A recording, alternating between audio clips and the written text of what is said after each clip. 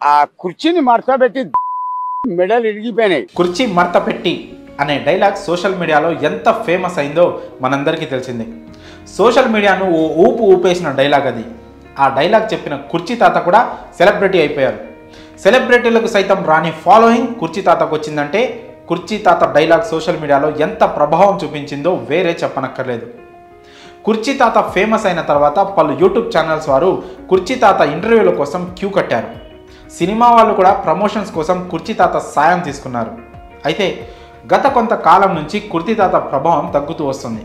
ఈ క్రమంలో కొన్ని రోజులుగా కుర్చీ తాత కనిపించడం లేదంటూ ఆయన కుటుంబ సభ్యులు కన్నీరు మున్నీరుగా విలపించిన సంగతి తెలిసింది.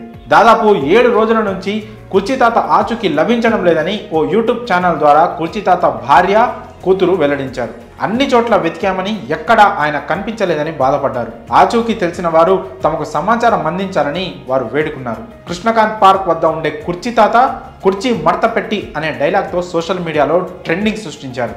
యువతకు ఆ డైలాగ్ విపరీతంగా నచ్చడంతో సోషల్ మీడియాలో వైరల్గా మారింది. కుర్చీ మడత పెట్టి అనే డైలాగ్తో కుర్చీ తాత జీవితం పూర్తిగా మారిపోయిందనే చెప్పాలి. ఇదే అదునుగా భావించిన పలు యూట్యూబ్ ఛానల్స్ కుర్చీ తాత ఇంటర్వ్యూల కోసం ఎగబడ్డారు. ఈ కారణంతో సోషల్ మీడియాలో మరింత ప్రాచుర్యం పొందారు. సోషల్ మీడియాలో చిన్న డైలాగ్తో ఫేమస్ అయిన కుర్చీ తాత కనిపించడం లేదని కుటుంబ సభ్యులు వెల్లడించారు. అయితే ఆయన ఆచూకీ తెలిసింది. కుర్చీ తాత కనిపించడం లేదని ఎప్పుడైతే తెలిసిందో సోషల్ మీడియాలో చాలా మంది రెస్పాండ్ అయ్యారు. వైజాగ్ సత్య అనే యూట్యూబర్ సహకారంతో కుర్చీ తాత జాడ దొరికింది. కుర్చీ తాత ప్రస్తుతం వైజాగ్ సత్య అనే యూట్యూబర్ దగ్గర ఉన్నారు.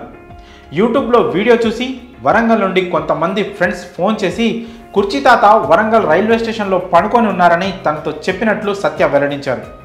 కొంతమందికి ఫోన్ చేసి కన్ఫర్మ్ చేసుకున్నాక రాత్రి కారులో వెళ్ళి కుర్చీ తాతను తీసుకొచ్చినట్టు యూట్యూబర్ వైజాగ్ సత్య వెల్లడించారు.